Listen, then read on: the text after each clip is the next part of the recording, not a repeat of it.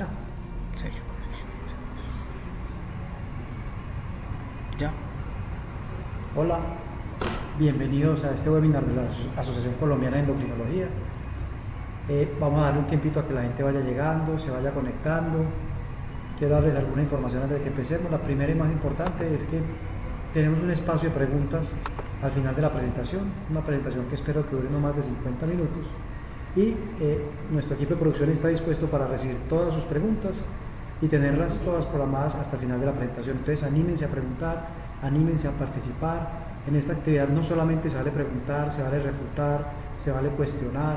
Es una oportunidad abierta que nos brinda la asociación para educarnos en ambos sentidos. Entonces los invito a que preparen todas sus preguntas, dudas, objeciones. Recuerden que lo que voy a presentar aquí hoy es mi interpretación de las pruebas que tenemos disponibles sobre una molécula específicamente. Pueden estar en desacuerdo, se vale, pueden preguntarme lo que quieran. Vamos a tratar en los siguientes 50 minutos de hablar y discutir un poquito del valor de la terapia combinada con insulina y liraglutide. Y cuando hablo de valor me refiero a, más allá de cuánto cuesta la molécula, yo qué obtengo cuando utilizo este tipo de moléculas. Vamos a tratar de hacerlo de forma muy didáctica, basados en casos clínicos de la vida diaria. Quisiera que fuera un poco más interactivo, pero por situaciones tecnológicas no podemos hacerlo hoy, entonces van a haber momentos en que les voy a hacer preguntas. Si se animan a participar a través del chat del Facebook lo pueden hacer. Vamos a dar otro minutico más para que la gente termine de conectarse para que comencemos con esta charla.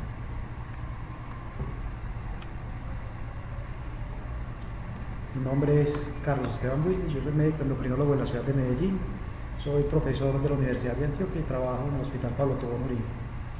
Yo creo que podemos ir empezando ya y vamos en el camino aprovechando que la gente se nos una. Entonces, comencemos presentando lo más importante, y es mi declaración de conflictos de interés para este evento en específico. Cuando hablamos de terapia combinada, no es algo ajeno para nosotros los endocrinólogos. Tenemos terapia combinada oral para la diabetes, tenemos terapia combinada oral para la hipertensión, terapias combinadas para la dislipidemia. Y cuando uno combina terapias, lo que busca es mejorar la adherencia de los pacientes, reducir la dosis de los medicamentos que se están combinando, en algunos momentos mirar si existe interacción entre los medicamentos, si hay potenciación del efecto. Y vamos a mirar hoy una terapia combinada inyectable, qué efecto puede tener en los pacientes con diabetes. A pesar de que estamos cambiando nuestra mirada a la diabetes, estamos alejándonos de esa visión glucocéntrica que primó en los últimos 20 años, recordemos que el control glicémico sigue siendo probablemente lo más importante en el momento de tratar a nuestros pacientes con diabetes. Sigue siendo el factor de riesgo asociado con mayor frecuencia, aumento en la mortalidad, aumento en los eventos cardiovasculares, al número de hospitalizaciones por falla cardíaca, a la hipertensión arterial.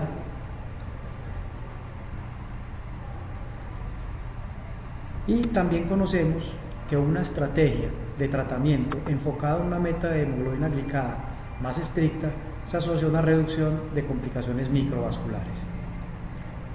Quiero empezar poniéndose en este escenario. Imagínense que ustedes trabajan en un centro donde lo único que tienen que preocuparse es por el tratamiento de la diabetes. Este es el escenario que trató de emular este estudio de cohortes. Estamos viendo los resultados de 80.000 médicos y su desempeño en el tratamiento de la diabetes en el Reino Unido. Entonces imagínense que el único problema de su paciente que a ustedes como médicos les interesa es la diabetes y que su único trabajo es procurar que su paciente esté bien controlado. Ahora, en este escenario, imagínense cuál sería la posibilidad que sus pacientes, si se encontrara con un medicamento y tuviera una hemoglobina glicada de 8,7, fuera intensificado en su terapia fuera aumentada en el siguiente año. Piensen un minutico en esto. Cuando miraron qué había pasado con estos 80.000 médicos, se dieron cuenta que solamente el 25% de ellos había intensificado en el siguiente año la terapia. Probablemente pensamos, si yo hubiera estado en ese tratamiento, o yo hubiera estado en ese escenario, yo hubiera modificado el tratamiento de este paciente. Ahora imagínense otro escenario un poco distinto. Su paciente está en tratamiento con 2 medicamentos orales, tiene una hemoglobina glicada de 9,4. ¿Cuál sería la posibilidad de que ese paciente viera su terapia intensificada? Recordemos que no tenemos que hacer nada más, no nos preocupa ni el dolor de cabeza, no nos preocupa el dolor de la pierna, no nos preocupa ni siquiera la hipertensión o la lipidemia. En ese escenario solamente 1 de cada 10 pacientes vieron su terapia intensificada. Ahora vamos a ver un escenario un poquito peor. Imaginen que su paciente está en tratamiento con 3 medicamentos orales, tiene una hemoglobina glicada de 9,7. ¿Cuál se imaginan ustedes que fue la probabilidad de que en el siguiente año se le intensificara la terapia? 5,4%, 1 de cada 20. Probablemente pensaremos, si yo fuera el médico que estuviera en ese programa, yo probablemente lo hubiera intensificado. Pero estas son personas entrenadas en tratamiento de la diabetes. Estas son personas que se encargan de cuidar personas con diabetes. Entonces, sabemos muy bien que el control glicémico es importante en nuestros pacientes con diabetes. Sin embargo, retrasamos el inicio de la terapia, especialmente cuando esa terapia es inyectada y especialmente cuando esa terapia incluye insulina. Alguien se puede preguntar, ¿y qué importa si no intensificamos la terapia? Pues tendremos 1, 2, 3 o 5 años para intensificar el tratamiento. Sabemos que no intensificar la terapia a tiempo se asocia con un mayor riesgo de eventos cardiovasculares, un mayor riesgo de desarrollar retinopatía y una mayor probabilidad de que la retinopatía se empeore. Cuando estamos ante nuestro paciente tenemos que tomar la decisión de intensificar la terapia y esa intensificación incluye el uso de un medicamento inyectado. Estamos haciendo algo muy parecido a una negociación. Ambas partes van a colocar en la mesa lo que tienen, las cosas buenas, las cosas malas de la terapia, sus temores y sus expectativas. Como médicos es frecuente que nos encontremos y digamos, me da miedo que con esta terapia mi paciente gane peso, tengo miedo que mi paciente presente episodios de hipoglucemia, es posible que después de que yo lo intensifique mi paciente requiere educación y yo no tengo tiempo para brindárselo, o no tengo el entrenamiento o no tengo el personal para hacerlo. Es posible que tenga temor a titular un medicamento que antes no he titulado, a un medicamento que no sé cómo se titula. Y todo lo vivimos, tenemos poco tiempo en la consulta y tenemos que abordar todos estos temas. Pero el paciente también pone en la mesa algo de sus creencias y de su expectativa de la terapia. ¿Cuántos de nosotros no hemos utilizado la insulina como una herramienta disuasiva, muy parecido a lo que hace un padre con un hijo cuando frecuentemente utiliza una herramienta de persuasión? Imagínese un paciente, imagínese a Héctor que usted le dijo, Héctor, yo quisiera, hombre, que estuviera mejor controlado. Si no te pones las pilas, si no te controlas la glicemia, si no haces más ejercicio, si no bajas de peso, me va a tocar. Yo no quiero ponerte insulina, pero me va a tocar ponerte insulina. Si yo utilizo la insulina como una herramienta de disuasión, ¿qué va a pensar Héctor el día que le tenga que poner insulina? Yo fracasé como paciente. Me está castigando mi médico porque me lo había advertido. Eso sienten nuestros pacientes y pueden sentirse renuentes a intensificar la terapia con insulina. También como nosotros le temen a la hipoglicemia, a la ganancia de peso. También tienen mitos y creencias en el tratamiento de la insulina. Yo creo que todos hemos vivido que para muchos pacientes no hay peor sentencia que le pongan morfina o insulina porque estos medicamentos se asocian con algunos momentos finales de la enfermedad. Algunas personas tienen que perder la autonomía utilizando la insulina. Y también es común, el 70% de la gente le teme a las agujas. Si miramos un poquito más estas cosas que les acabo de contar, muchas de ellas están relacionadas directamente con el medicamento. La ganancia de peso, el temor a la hipoglucemia, la necesidad de una educación intensiva, el temor a la titulación, la necesidad de titular con formas complicadas, la pérdida de autonomía, si tengo que utilizar más de una inyección al día. Entonces, vamos a poner en contexto todo lo que les quiero mostrar hoy en el caso de una persona, Arturo. Arturo es un paciente que probablemente no es muy diferente a aquellos pacientes que ustedes ven en su seguimiento, en un programa de alto riesgo cardiovascular, en el seguimiento de una EPS de enfermedades crónicas, en su consulta privada, en su consulta institucional. Es un hombre con hipertensión, con diabetes, con enfermedad renal, que probablemente no le interesa mucho su enfermedad, como algunas veces les dicen las esposas de Arturo. Es un paciente que viene a que le refrenden la fórmula, a que le den nuevamente su medicamento, que se siente muy bien y si no tuviera que venir por el medicamento probablemente no veniera a la consulta. Entonces viene a su control de la enfermedad crónica que tiene. Nos trae unos paraclínicos a la consulta. Yo sé que algunos de ustedes pensarán, no son suficientes, me faltan más. Yo quisiera conocer más de Arturo, pero la vida es así. A veces es dura, a veces es injusta. Esto es lo que tenemos para trabajar con Arturo. Y cuando revisamos a Arturo nos encontramos que a pesar de sus comorbilidades, es una persona sin ningún rasgo distintivo. Tiene obesidad, no tiene nefropatía, no tiene retinopatía, no tiene neuropatía, o por lo menos no tiene síntomas de ellos. Entonces la primera pregunta que yo quisiera hacerles a ustedes, y les va a dar un poquito de tiempo para que reflexionen sobre ella, es: si usted tuviera que trazarse una meta de control glucémico con Arturo, ¿cuál sería esa meta que utilizaría? ¿En qué pensarían Arturo cuando dijera yo quiero llegar a este punto con él? ¿Pensarían que Arturo es alguno de los pacientes que se beneficia de una meta más estricta con una hemoglobina glicada más baja? ¿O por el contrario, como a veces piensan mis estudiantes, será que Arturo requiere una meta un poco más laxa? Y esta decisión a veces no es fácil, aunque parecieran. Probablemente para la mayoría de los pacientes con diabetes mellitus tipo 2, la meta de control glucémico esté alrededor de la hemoglobina glicada de 7%. Hoy no vamos a hablar de esto qué significa y por qué escogimos esta meta, pero lo que quiero que les quede muy claro es que son muy pocos los pacientes que requieren una meta un poco más laxa.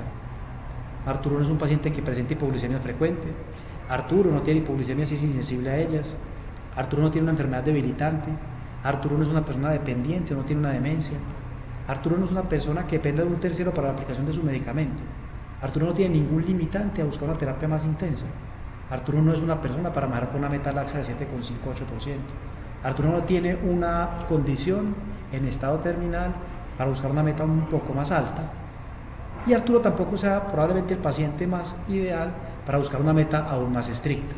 Entonces ustedes me preguntarán a mí, y esto está abierto para debate, lo pueden ir apuntando en el chat de la asociación.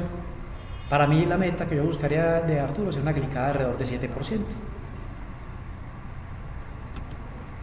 La meta es eso, la meta a donde yo quiero llegar. Entonces ya lo establecimos. Control glucémico es importante, sí, es importante.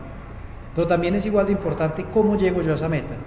Si control glucémico es la meta, es el sitio al que yo quiero llegar, en la ruta me puede encontrar algunos obstáculos y algunas dificultades. Si mi paciente tiene hipoglucemia frecuente, o si el medicamento que yo escojo para Arturo le puede producir hipoglucemia. Si Arturo tiene enfermedad cardiovascular, eso modificará el camino que tomo yo para llegar a ese adecuado control glucémico. Si tiene enfermedad renal, si por el contrario, como en el caso de Arturo, me interesa que pierda peso. Entonces es importante, con pacientes como Arturo, hacernos preguntas. Y esas preguntas son las que nos trae el enfoque centrado en el paciente con diabetes mellitus. Las primeras preguntas que nos haremos es: ¿tiene Arturo enfermedad cardiovascular establecida? Y hoy no vamos a entrar en el debate de qué han mostrado los estudios con medicamentos en desenlaces cardiovasculares. ¿Cuándo sería apropiado pensar en una prevención primaria con algún medicamento específico en pacientes de alto riesgo? No vamos a tocar ese tema hoy, pero tenemos que hacernos la pregunta: ¿tiene Arturo enfermedad renal? ¿Tiene Arturo la posibilidad de que su enfermedad renal progrese, una enfermedad renal terminal? ¿La enfermedad renal de Arturo cómo se clasifica? ¿Tiene algún aspecto dentro de la enfermedad renal que limite el uso de algunos medicamentos? ¿Tiene Arturo falla cardíaca? ¿Me interesa la probabilidad de que Arturo tenga que hospitalizarse por un empeoramiento de su falla cardíaca? ¿O por el contrario, lo que va a dictar mi principal meta de tratamiento, mi principal camino en el tratamiento hacia la meta, va a ser el temor o el riesgo a la hipoglucemia? ¿O quisiera que Arturo perdiera peso como parte de la estrategia de tratamiento que estoy implementando? Entonces todas las preguntas nos las debemos hacer y tenemos que volver. La meta es control glucémico, y en el camino de Arturo probablemente encontremos que, si bien él no se queja hoy de hipoglucemia ni está presentando episodios de hipoglucemia, pues yo no quisiera un medicamento que le empeorara el riesgo de tener hipoglucemia. No tiene enfermedad cardiovascular establecida, por eso desaparece en nuestra ruta, pero sí tiene enfermedad renal crónica y también tiene obesidad. Yo quisiera que el medicamento, por lo menos si no le induce pérdida de peso, que no le induzca una ganancia de peso. Esta pregunta, cuando yo estudiaba medicina hace muchos años, era más fácil de responder porque no teníamos muchas opciones de tratamiento, pero hoy tenemos muchas más opciones, entonces es importante hacérnosla. Entonces, ¿qué voy a elegir para intensificar la terapia de Arturo? Tenemos opciones diferentes: medicamentos inyectables, medicamentos orales, y uno como médico pues trabaja con supuestos y con realidades. Y la realidad es que hay un paneo inicial que todos hacemos, en el cual incluimos cuál será la vía de administración preferida por Arturo, cuál será la vía de administración que yo prefiero para una persona como Arturo. En el contexto en que yo trabajo, cuál es la disponibilidad de los medicamentos que estoy pensando para el tratamiento de Arturo, qué riesgo acarrean estos medicamentos, qué tan seguros son, qué tan eficaces son, cuánto cuestan, y por eso que estoy pagando o que está pagando el sistema por Arturo, qué va a obtener en retorno. Y de ahí el valor. El valor no es cuánto pago, el valor es qué gano yo por lo que pago. Y ahorita vamos a hablar un poquito más de eso cuando hablemos un poquito de la evidencia. Entonces, La primera meta, que es control glucémico, nos lleva directamente a este tipo de gráfico. Esto es un gráfico de barras que nos muestra cuánto es la reducción promedio esperada de hemoglobina glicada de los medicamentos para el tratamiento de la diabetes. No está diseñado con la intención de que se compare, está diseñado para mostrarles la magnitud de la disminución de la hemoglobina glicada cuando yo parto de una hemoglobina glicada alrededor de 8,5. Como los estudios de los cuales se hace este metaanálisis es muy heterogéneo, es difícil hacer comparaciones entre ellos. Recuerden que puede existir el fenómeno de regresión a la media, que no es importante en los estudios con diabetes, pero puede existir, y eso en parte puede explicar que en pacientes más mal controlados esperemos reducciones más grandes de la hemoglobina glicada. Por eso les pongo aquí en la parte derecha de la gráfica que la mayoría de estos pacientes empezaban de hemoglobina glicada de alrededor de 8,5. Tampoco es válido hacer lo que a veces hacen mis estudiantes, y es sustraer de la hemoglobina glicada del paciente el promedio esperado de los estudios. Si hacemos eso, ningún paciente nuestro estaría controlado con ninguna de estas intervenciones, o probablemente solamente con la insulina prandial. Lo que quiero mostrarles acá es que los medicamentos tienen diferencias en su eficacia. Y si mi meta es control glucémico, aparte de otras cosas que me he planeado, pues tengo que tener en cuenta cuál medicamento pareciera ser más eficaz o no. Entonces, ¿qué elegir con Arturo? Probablemente no un inhibidor de la PP4 porque ya está en tratamiento con uno. Probablemente tampoco elijamos de entrada una insulina prandial. Esto para muchos de nosotros implica una mayor negociación, un mayor compromiso, mayor educación, y no solamente nosotros. Las encuestas muestran en el mundo que los médicos son muy renuentes, excepto en situaciones especiales, a iniciar terapia con insulina prandial cuando tienen otras opciones disponibles. Los inhibidores de la SGLT2 suenan como una opción atractiva. Con este gráfico no quiero que miren la magnitud de la diferencia, sino que quiero que miren cómo se comporta la eficacia de estos medicamentos, que son muy buenos, cuando se altera la función renal. Ustedes me dirán, ay, pero es que la función renal en una depuración de 73 no es tan alterada. Estos son estudios iniciales en los cuales, por la forma como seleccionan a los pacientes, es esperable una diferencia muy grande en la magnitud del efecto. Por eso me parece mucho más interesante la siguiente diapositiva. Estos son los resultados en los subgrupos de los pacientes de los grandes estudios con los inhibidores de SGLT2, mirando el control glucémico cuando la tasa de filtración está disminuida. Entonces miren cómo cambia drásticamente el efecto cuando la tasa de filtración cae por debajo de 45. Recuerden que Arturo ya tiene una enfermedad renal y su depuración estaba calculada en alrededor de 43 mililitros minuto. Miren cómo cae cuando la depuración está por debajo de 30, perdiéndose en algunos medicamentos el efecto completamente.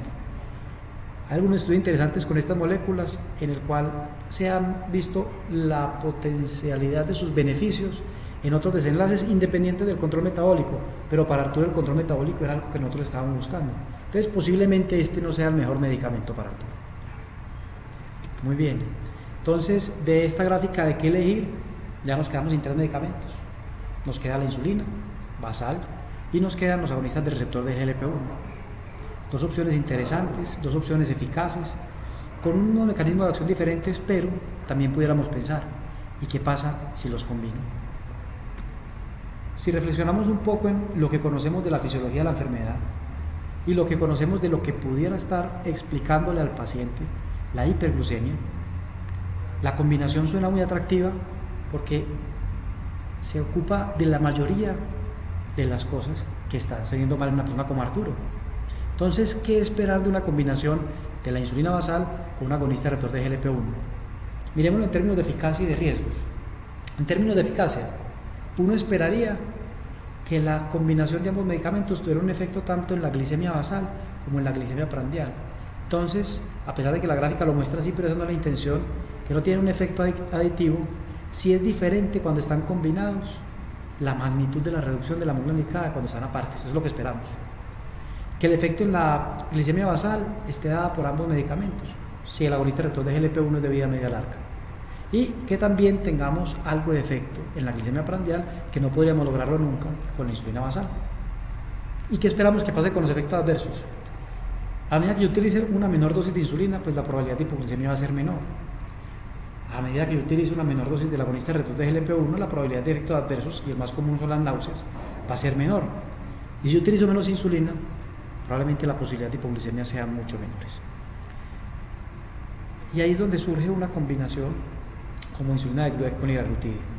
Otra de las preguntas que la gente se hace, yo estoy acostumbrado a titular insulina, lo sé hace muchos años, y a pesar de que alguien pudiera decir lo contrario, la mayoría de las personas terminamos titulando la insulina basal de la misma manera, a pesar de que existen más de 13 formas distintas de titularla.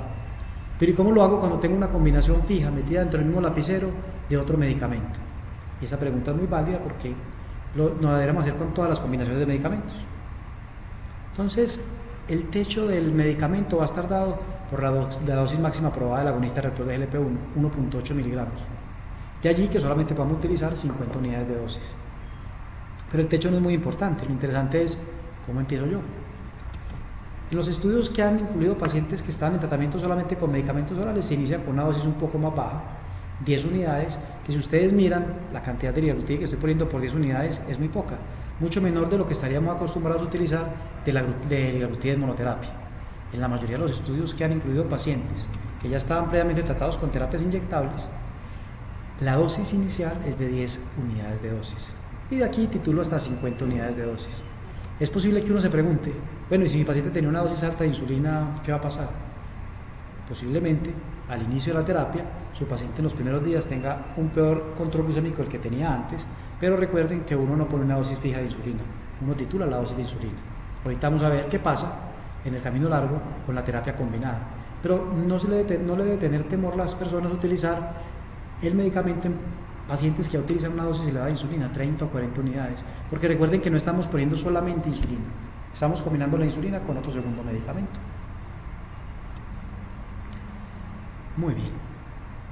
Lo otro es cómo me la aplico, a qué horas me la pongo, cómo lo titulo. La gran ventaja de la combinación de estas dos moléculas es que la puedo aplicar en cualquier momento del día, antes o después de las comidas. Eso sí, la recomendación derivada de los estudios es ojalá que todos los días sea más o menos a la misma hora que la hemos utilizado, una hora similar. Miren que las guías nos recomiendan que tengamos una meta de control glicémico en ayunas de entre 80 y 130, pero la meta en los estudios que llevaron a la aprobación de la molécula es un poquito más expectante. Esperamos que nuestro paciente esté alrededor de 72 y 90 miligramos por decilitro. ¿Por qué se atrevería uno a tener una meta un poquito más estricta? Porque recuerden que el principal riesgo de una meta estricta es la hipoglucemia. Y aquí probablemente estemos reduciendo el riesgo al combinarlo con un segundo medicamento y reduciendo la dosis de insulina. ¿Cómo se titula? La mayoría de los estudios la han titulado 2 veces por semana con el promedio de los últimos 3 días de la glicemia en ayunas. Pero uno de los estudios, el Dual 6, se concentró en qué pasaría si yo la titulara una vez por la semana. La única diferencia es cuánto tiempo me demoro yo en llegar a la meta. Lo pueden hacer de cualquiera de las dos maneras. Yo personalmente lo hago 2 veces por semana. Volvamos a Arturo. Entonces Arturo, nuestro paciente, no muy diferente a la mayoría de nuestros pacientes de la consulta de todos los días, con las mismas comorbilidades que estamos acostumbrados a tratar y con los mismos medicamentos que estamos acostumbrados a tratar, nos trae él o probablemente su esposa el siguiente automonitoreo. Miren el automonitoreo porque va a ser importante por lo menos para la siguiente fase. Con este automonitoreo les preguntaría a ustedes, a Arturo, ¿ustedes qué les gustaría hacerle? ¿Titularle más la insulina basal? ¿Adicionarle insulina prandial? ¿Adicionarle un tercer medicamento oral? ¿O qué otra opción se les ocurre? No tenemos forma de interactuar, pero pueden poner en el chat lo que se imaginan y les voy a dar un minutico para que reflexionen. Si quieren, apúntenlo en un papelito para que lo recuerden más tarde en la charla. Y me voy a tomar un poquito de agua, muchachos.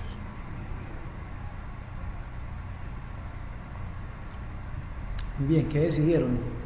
Yo creo que la mayoría, basados en las glucometrías, si quieren vuelvo y se las muestro, pensarían en que Arturo es un buen candidato a intensificar la insulina basal.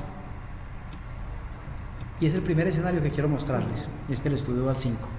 Pacientes mal controlados en terapia con insulina basal y metformina. ¿Qué pasaría si les continuamos titulando la insulina basal hasta tenerlos con un mejor control glicémico en ayunas? O les ponemos una combinación fija de insulina con agonista receptor de GLP-1. Lo primero que uno quisiera ver es, bueno, ¿y quiénes entraron acá? Gente muy normal, muy parecida a Arturo.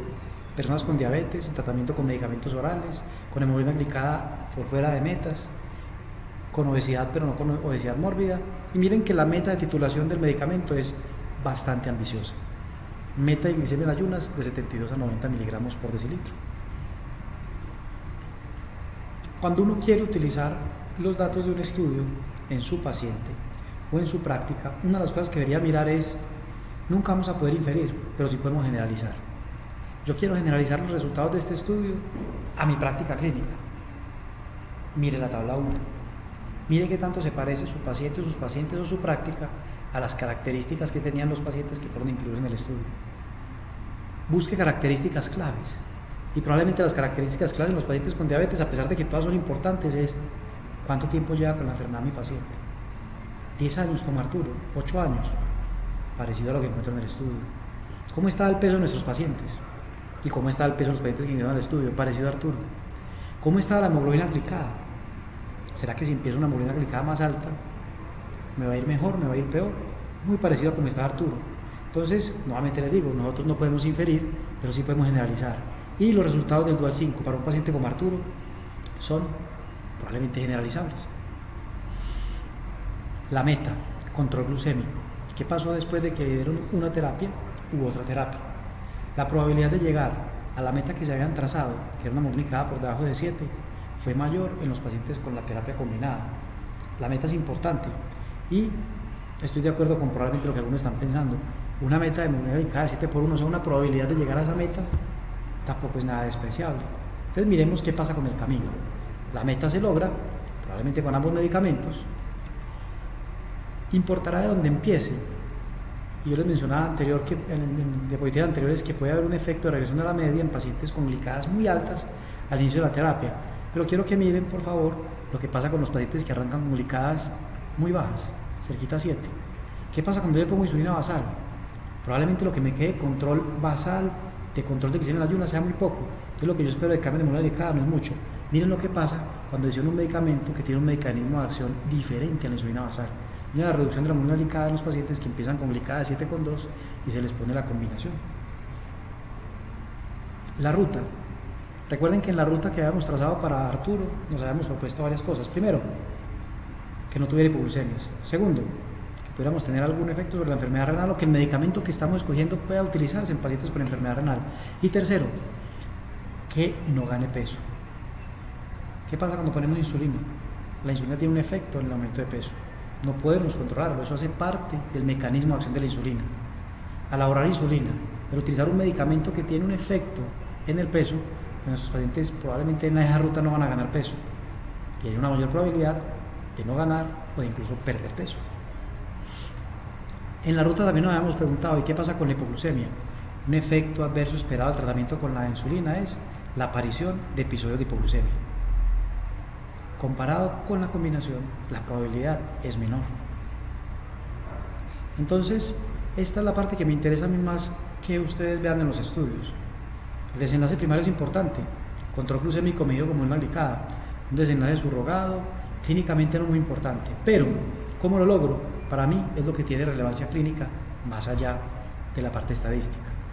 Probabilidad de que mi paciente llegue a la meta que yo me tracé sin ganar peso. Mayor con la combinación. Probabilidad de que el paciente lo haga sin episodios de hipoglucemia, mayor con la combinación. Aquí es donde vemos el valor, no el costo. Puede que yo pague un poco más, pero obtengo mucho más de lo que estaría pagando con la comparación. ¿Listo? Entonces, este es el primer escenario para Arturo. Algunos de ustedes también pueden haber pensado, bueno, a Arturo le podríamos poner un poco de insulina prandial, un esquema basal plus, un esquema basal bolos. Podríamos introducirlo en un esquema complejo de inyección de múltiples dosis. Recuerden que probablemente esta sea la estrategia de tratamiento más efectiva de la cual disponemos. Las reducciones de hemoglobina son mucho más y tiene sentido. Estamos utilizando una dosis mucho más alta de insulina y estamos abordando varios problemas en la fisiología de la enfermedad de Arturo. Nuevamente, cuando nos sentamos con una persona como Arturo y tenemos que negociar el inicio de la insulina prandial, resurgirán todos esos temores que teníamos. Mayor riesgo de hipoglucemia, de ganancia de peso. Arturo probablemente piense, me van a complicar mi esquema de tratamiento, pero si lo necesito, pues lo necesito, ¿qué más voy a hacer? Es posible que gane peso, es posible que tenga hipoglucemias, voy a tener que usar más, y si le tengo aversión a las agujas, pues para mí puede que ese sea un temor mayor o no. Este es el escenario que les quiero mostrar con el siguiente estudio, que es el Dual 7. Ahora bien, pacientes mal controlados en terapia con insulina basal y vamos a comparar qué pasa cuando le adicionamos insulina prandial o la combinación de insulina de Gluec con liraglutide. Nuevamente, criterio para entrar al estudio no muy diferentes a lo que esperaríamos de nuestra consulta. Eso sí, metas de tratamiento mucho más estrictas de lo que las guías recomiendan. No solamente en la insulina basal, en la glicemia basal que lo vimos ahorita en el Dual 5, sino miren la meta que se trazaron los investigadores para la insulina prandial. Esto es importante porque la reducción de inmunidad glicada que esperaríamos con una meta, con un esquema basal bolo, con un objetivo tan estricto, pues debería ser una reducción importante. Bien, una de las complicaciones que tenemos del esquema basal bolo, esto no es una limitante en los pacientes que no tienen otra opción, pues si yo tengo una opción, esto puede ser el factor decisivo. Un esquema basal bolo significa utilizar 2 lapiceros, utilizar 3 o 4 monitorías en el día y 3 o 4 aplicaciones de insulina en el día, comparado con la combinación en la cual tenemos un solo lapicero en la cual se inyectan ambos medicamentos, con una sola monitorización para su titulación y con una sola aplicación en el día, que es independiente del momento del día que lo haga. Nuevamente, no podemos extrapolar, pero podemos generalizar qué tanto se parece Arturo a la gente que fue ingresada al estudio Dual 7. Nuevamente, miremos características claves: peso, tiempo de duración de la enfermedad, hemoglobina glicada con la cual inicia. Vemos que Arturo se parece mucho al paciente del estudio Dual 7. Entonces, los hallazgos que obtengamos del estudio probablemente aplicarían a alguien como Arturo. Nuevamente, la meta. Ambos llegan a la meta. Miren que no hay diferencia en la hemoglobina glicada final. Y recuerden que estamos comparando la combinación con probablemente la mejor terapia que existe en términos de control glucémico para los pacientes con diabetes mellitus, que es el esquema basal bolo. Pero no nos interesa solamente la meta. ¿Por qué camino llegué yo a esa meta? ¿Cómo fue la ruta? Utilizar insulina implica un mayor riesgo de ganar peso, y eso es lo que vemos en el grupo control. Los pacientes con un esquema basal bolo tienen mayor riesgo de ganar peso. ¿Qué pasa con los pacientes de la combinación? No ganan peso, por el contrario, pueden incluso perder un poco. Sigamos en la ruta. Riesgo, hipoglucemias graves o confirmadas. Miren la diferencia en eventos: 4 eventos por año versus casi ningún evento por año. Y en las más importantes, porque pueden ser las potencialmente letales. Si bien la tasa de eventos disminuye, un solo evento de estos es significativo, y miremos la diferencia tan importante que hay entre la molécula y el comparador. Aquí hay algo interesante y algo de lo que podremos discutir un poco al final. Uno de los precios que pago por utilizar un esquema basal bolo es tener que utilizar una mayor cantidad de insulina. ¿Cuánto más? En el estudio 44 unidades, y eso tiene una explicación desde el punto de vista de diseño. Recuerden que la meta de tratamiento de la glicemia prandial era bastante ambiciosa. Probablemente se terminó necesitando una cantidad de insulina bastante considerable para alcanzar esa meta en los pacientes de grupo control. Pero una diferencia de 44 unidades mes de insulina es una diferencia considerable de insulina. En Italia, por ejemplo, realizaron un estudio de costo-efectividad con análisis de sensibilidad buscando cuál sería el punto a partir del cual sería en el modelo económico y de salud italiano la dosis a partir de la cual es mejor utilizar la combinación fija del agonista receptor de GLP-1 con la insulina basal versus el esquema basal bolo. Y en el modelo italiano esa diferencia son 22 unidades. Yo no sé cuál sería en el modelo colombiano, de pronto más adelante tengamos respuestas, pero esto es importante a tener en cuenta, sobre todo para los tomadores de decisiones y los decidores del gasto. Importante, no solamente entonces llegar a la meta, ambos llegan a la meta, la misma meta, es la ruta por la cual llegan a la meta. Y miren, aquí la diferencia es mucho más grande. Posibilidad de hacerlo sin hipoglucemia, más baja en los pacientes con esquema basal bolo. Posibilidad de hacerlo sin aumentar el peso, mucho más baja en el esquema basal bolo, simplemente porque estamos utilizando más insulina. Y la probabilidad de hacerlo sin ganar peso, sin tener episodios de hipoglucemia, mucho más baja en los pacientes que utilizan la insulina de Gluec con el liraglutide combinados versus los pacientes que tienen un esquema basal bolo. Ahora vamos a salirnos un poquito del esquema de Arturo, porque Arturo no cumple todos los criterios de lo que vamos a hablar a continuación, pero hay una pregunta interesante que me hago yo, y es por la condición de mi forma de trabajar. las condiciones en las cuales yo me encuentro. Y es que cuando mi paciente llega donde mí por primera vez, yo me estoy preguntando qué irá a pasar después de que yo le empiece la terapia a mi paciente. La mayoría de mis pacientes no regresan conmigo por la forma como trabaja nuestro sistema de salud, por lo menos como me toca trabajar a mí. Entonces yo me pregunto, ¿cuánto se demorará este paciente en necesitar que alguien más le tenga que cambiar la terapia? Porque a pesar de que yo lo tengo ya con mejor control metabólico, él lo va a perder por la naturaleza de su enfermedad. Y esta pregunta es muy importante porque esta pregunta la resuelve el estudio Dual 8. Pacientes mal controlados con medicamentos orales que vamos a intensificar o con Ideclira o con insulina basal. Y les voy a contar algo de diferencia ahorita en el diseño del estudio que lo hace para mí un poquito más atractivo que los dos que les mostré anteriormente. Lo primero, y esto es importante porque recuerden que uno generaliza los resultados entendiendo contra quién se comparó la molécula. Y aquí difiere un poquito, yo creo que en nuestra práctica, no sé si en la de ustedes no. Miren los medicamentos con los que los pacientes se encontraban cuando empezaron el tratamiento. Les voy a mostrar un poquito de mi experiencia más adelante. La mayoría de mis pacientes toman metformina, pero yo no tengo casi pacientes con sulfonilurea. Por características específicas de nuestro sistema, disponibilidad, precio, es posible que nosotros tengamos más pacientes con otro tipo de medicamentos orales. ¿Sí? Y recuerden las características importantes para saber cómo se escogieron los pacientes para entrar al estudio. Nuevamente, en esto sí se parecen un poquito más a Arturo, en su edad, su inmunidad glicada, la duración de la diabetes, ¿sí? Y aquí es donde yo creo que está la importancia más grande de este estudio, y es en su diseño, y es por el momento en el que ocurre. Tiene un diseño un poquito más pragmático. Cuando se tituló la dosis inicial, el paciente la tituló en 3 visitas. Durante las primeras 12 semanas, en 3 visitas. Y de ahí en adelante, solamente se veía cada 3 meses. Más parecido a lo que hacemos en la práctica clínica. No tienen visitas mensuales o quincenales, no hay nadie persiguiéndolos para decirles se tomó, no se tomó el medicamento, se lo aplicó o no se lo aplicó. Esto se parece un poquito más a la vida real y es por el propósito que tenía el estudio. Miren que ya no estamos mirando qué pasó a 26 semanas, sino qué pasó a 104 semanas.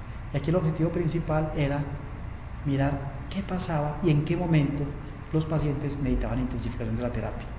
¿Cómo se definió que el paciente necesitaba intensificar? Eso no era un capricho de los investigadores. El paciente tenía que tener 2 mediciones consecutivas de hemoglobina glicada de más del 7% para decir definitivamente el tratamiento no está sirviendo. Miren cómo cambian las gráficas. Yo soy malo para ver gráficas, entonces me gustan más los numeritos. Miren cómo cambian los numeritos. El promedio de tiempo hasta la siguiente intensificación, cuando yo decido darle a mi paciente solamente insulina basal, es 1 año. A pesar de que había logrado la meta de hemoglobina glicada de menos del 7%. Con Ideclira nos demoramos en promedio 2 años para que mi paciente requiera una intensificación de la terapia.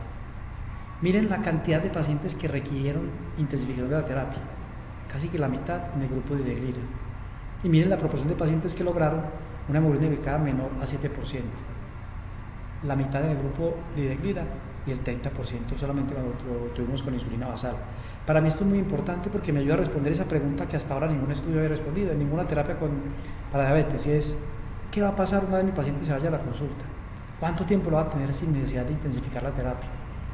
Con medicamentos que tienen mecanismos de acción que se complementan, pero que a la vez ayudan a ahorrar el uno al otro, es posible que yo tenga más tiempo de buen control sin necesidad de intensificación en mis pacientes. Entonces, para que vamos cerrando y vamos a pasar a la parte de la sección de las preguntas. Los mensajes que quiero que ustedes se lleven para su casa. Primero, es necesario, hay que hacerlo, hay que escalar la terapia en los pacientes con diabetes. Y ese escalamiento o esa intensificación debe ser oportuna, debe ser segura y debe ser eficaz. Segundo, si yo decido intensificar la terapia con Ideclira, ¿qué voy a obtener? Una mayor probabilidad de lograr un adecuado control metabólico cuando lo comparo con una estrategia de insulina basal. Y una mayor probabilidad de lograr no solamente un adecuado control metabólico, sino de lograrlo con un menor riesgo de hipoglucemia y de ganancia de peso cuando lo comparo con una estrategia o de insulina basal o de manejo intensivo con basal pura. Y para terminar, quiero mostrarles un poquito de nuestra experiencia local.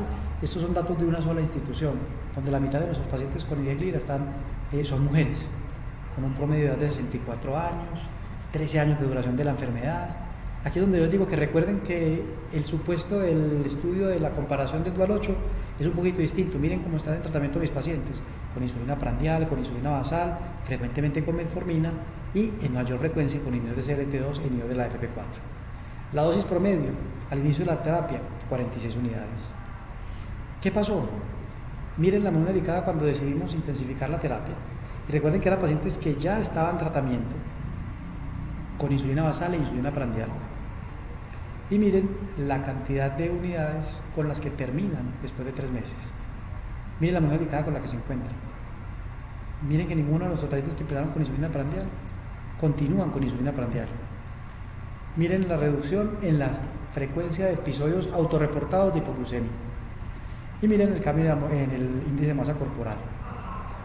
De estos pacientes, el 80% lograron llegar a la meta que nos habíamos propuesto, perdiendo peso. Y el 100% lo lograron sin aumentar peso. Entonces vamos a pasar a las preguntas, que ya he visto que han llegado varias. Y para cerrar, quiero que tengan en cuenta los supuestos con los cuales debemos tener mucho cuidado, que tuve en cuenta para esta presentación. Lo primero, la mayoría de los pacientes del Dual 5 estaban todos en tratamiento con insulina prandial, con insulina basal y metformina. Y lo segundo es que los pacientes con enfermedad renal no fueron incluidos en los estudios Dual 5, Dual 7 y Dual 8, pero la eficacia sí la podemos extrapolar de los estudios anteriores. Entonces ahora sí vamos a pasar a las preguntas que ya me han hecho llegar por aquí desde el equipo de producción. Vamos a mirar. Aquí tenemos a Gloria Elsie Correa Yepes. Gloria me pregunta, si tengo una paciente con una dosis alta de insulina de Gludec, 44 unidades, y con liraglutide a una dosis de 1.8 miligramos, para usar Sertofi también debería iniciar con la dosis de 16 unidades internacionales, o cómo haría el cambio acá. Está controlado con esto y la combinación metformina más empaglifosina se la suspendió, la insulina prandial estaba cansada de tantos chuzones. Entonces, miren que aquí nos está diciendo Gloria Elsie algunas de las ventajas que podríamos tener con la combinación del medicamento. Si yo tengo ambos medicamentos por separado, la insulina basal de Gludec y liraglutide, ¿qué me voy a ahorrar yo juntándolos? Un chuzón. Para la paciente Gloria Elsie eso era importante. Gloria Elsie, si te tengo que responder con la evidencia disponible que se utilizaba en los estudios, tú deberías comenzar con 16 unidades. Recuerda que la titulación desde 16 unidades es para buscar disminuir el riesgo de eventos adversos asociados al uso de liraglutide. Con una paciente como esta, yo, por fuera de lo que se han hecho en los estudios, me atrevería a empezar con una dosis un poco más alta. Jimena Sierra pregunta, ¿se puede utilizar en pacientes con enfermedad renal? Desde el punto de, aquí hay que separar dos desenlaces, o hay que separar dos criterios, seguridad y eficacia. Desde el punto de vista de seguridad, sí, ambas moléculas han sido utilizadas en pacientes con depuración de hasta 30 mililitros minuto, ¿sí? No se han incluido esos pacientes en los estudios de efectividad. Ese punto es un incierto. Entonces, ¿se puede utilizar? Se puede utilizar. Como no tienen una acción que no tienen interacción entre ellos desde el punto de vista de excreción renal, es seguro utilizarlos. La eficacia es una pregunta completamente diferente. Carolina Jiménez pregunta, ¿por qué en un paciente como Arturo no se consideró el uso de un inhibidor de CLT2? Recuerda que les mostré en la mitad de la presentación 2 diapositivas de cómo se afectaba el efecto de la disminución de la glucemia de los inhibidores de la CLT2 en los pacientes que tenían enfermedad renal, y cómo en los estudios fase 3, empaglifosina, canaglifosina y dapaglifosina, la reducción de hemoglobina glicada es despreciable con una depuración por debajo de 45, y Arturo tiene una depuración alrededor de los 40 mililitros minuto. Por eso, si tú quieres escogerlo como un medicamento para disminuir la progresión de la enfermedad renal, pudieras hacerlo. Sin embargo, no esperes ningún impacto en el control glicémico. Y recuerda que esa era nuestra meta de tratamiento con Arturo. Liliana Paola Valencia dice, ¿se deben suspender los inhibidores de BP4, Civicid y de Glira? Sí. En todos los estudios que el paciente está en tratamiento con inhibidores de BP4 se suspendió. No tiene sentido continuarlo. Sigamos esperando a ver qué más preguntas nos envían.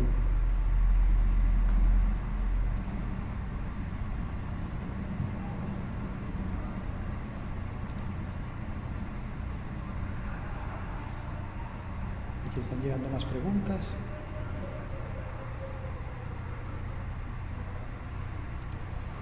Aquí está Ruth Gonza. Si venía con insulina preprandial y bolo, ¿se disminuye la dosis? Ruth, una muy buena pregunta, porque ese escenario no se ha evaluado en ningún ensayo clínico. Hay una recomendación hecha por expertos que sirve más como una regla de dedo que como una verdadera guía para cómo hacerlo, y te tienes que fijar en 3 cosas. Primero, cómo está la hemoglobina glicada y cuál va a ser el motivo por el cual tú vas a disminuir la dosis de insulina prandial. Si tu paciente tiene una hemoglobina glicada de más de 8,5 y tu deseo es simplemente simplificar la terapia. La sugerencia es que disminuyas entre un 10 a un 20% la dosis de insulina prandial y de ahí en adelante continúes titulando con el resultado de la glicemia prandial. Pero si por el contrario tu paciente tiene una hemoglobina glicada por debajo de 8 y tú quieres simplificarle la terapia, podrías disminuir en un 30-50% la dosis de insulina prandial y de ahí en adelante seguir titulando con la medición de la glucemia prandial.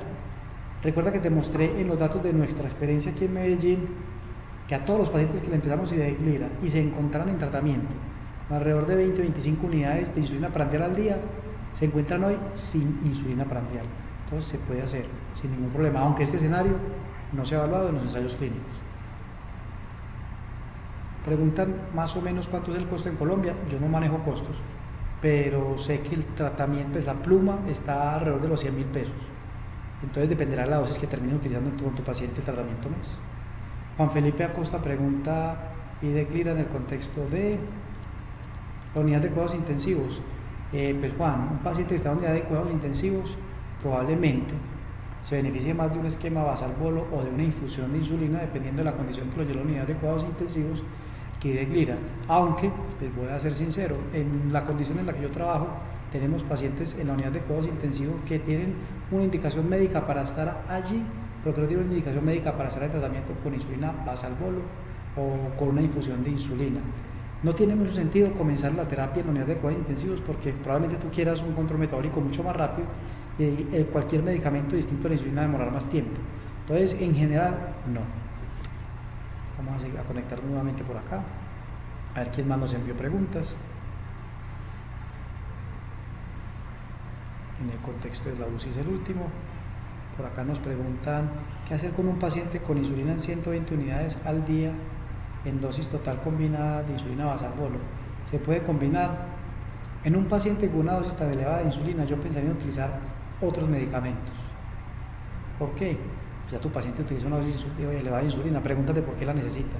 Tiene una gran resistencia a la acción de la insulina, tendrá una forma de una enfermedad, pues una lipodistrofia, sí se aplicará todas estas dosis que utiliza, y si todo esto es cierto o utiliza esteroides, probablemente este paciente se siga beneficiando mejor de la terapia basal bolo y complementarla con otros medicamentos. ¿Cuál es la dosis máxima? La dosis máxima está dada por la dosis máxima aprobada para el tratamiento de diabetes de liraglutide, 50 unidades de dosis que correspondería a 1.8 miligramos de liraglutide.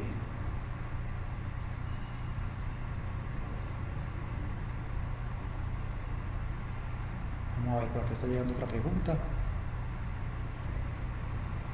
Si hay más riesgo de hipoglicemia, esa pregunta si no la entendí. Si tú miras comparado con la estrategia de insulina basal, hay menos riesgo. Si miras comparado con la estrategia de insulina basal más insulina prandial, hay menos riesgo. Aquí nos mostré lo que hay de estudios con otras comparaciones. Por ejemplo, comparado con la terapia por separado, el riesgo de hipoglucemia es ligeramente menor. Comparado con la terapia solamente con medicamentos orales, el riesgo de hipoglucemia es igual. Entonces, en ningún escenario se ha visto que la combinación tenga mayor riesgo que el comparador. Si tú me dices, no voy a comparar con nada, pues probablemente sea un poco más de riesgo de hipoglucemia. Si el comparador es un placebo, pero de esto no les mostré nada hoy.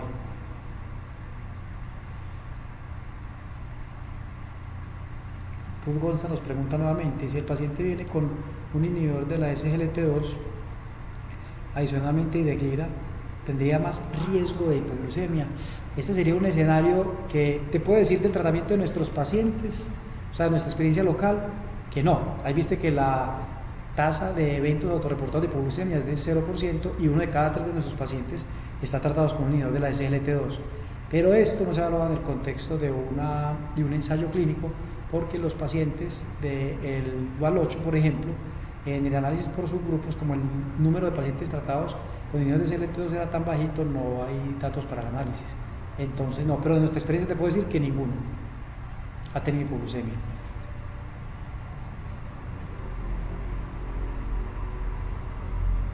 Miremos a ver quién me va a preguntar.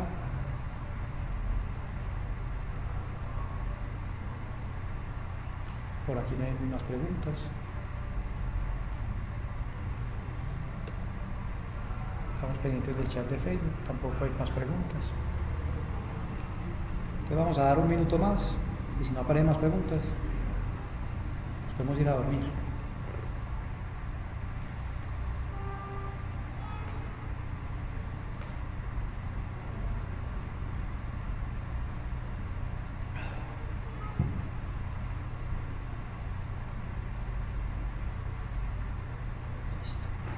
Entonces, parece que no van a llegar más preguntas.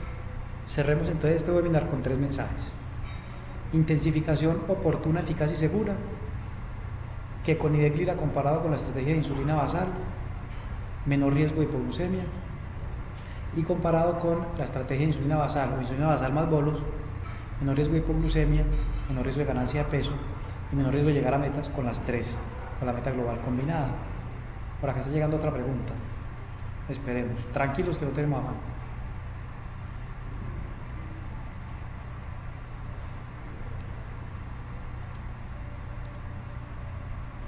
Carolina Jiménez Rodríguez, ¿cuál es el promedio de reducción de hemoglobina glicada?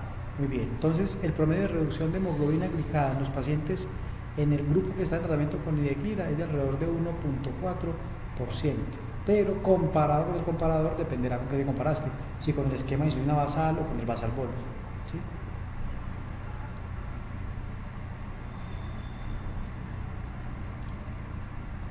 Ingrid Alexandra Suárez pregunta: ¿se debe suspender el DBP cuando inicio de la terapia con Ideglira? Sí, no se deben utilizar combinados. Y por aquí pregunta C. Ruiz: si el paciente está tratamiento con inhibidores de SGLT2, ¿es seguro iniciar Ideglira? Recuerden que les mostré en nuestra experiencia local, 30% de los pacientes están en tratamiento con inhibidores de SGLT2. No hay nada en la farmacocinética, los medicamentos, que sugiera que la combinación no se debería utilizar.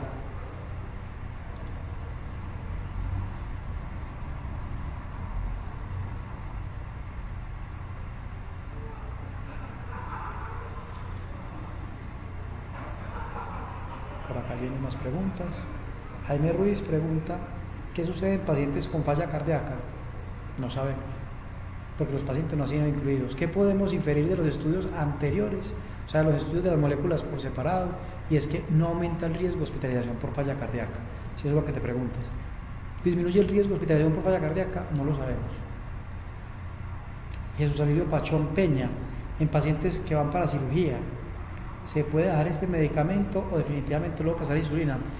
Jesús, muy buena pregunta, porque este tema lo estamos trabajando en el hospital con el grupo de anestesia. ¿Qué hacer? Entonces te voy a dar las recomendaciones, que son las recomendaciones de las guías de tratamiento de los pacientes que van para cirugía electiva hoy en día del mundo. Y es: si tu paciente tiene una cirugía electiva, donde tú esperas que la hospitalización sea inferior a 24 horas, este medicamento se comporta como una insulina basal. O sea, tú se la aplicas el día de la cirugía sin ningún problema. ¿Listo?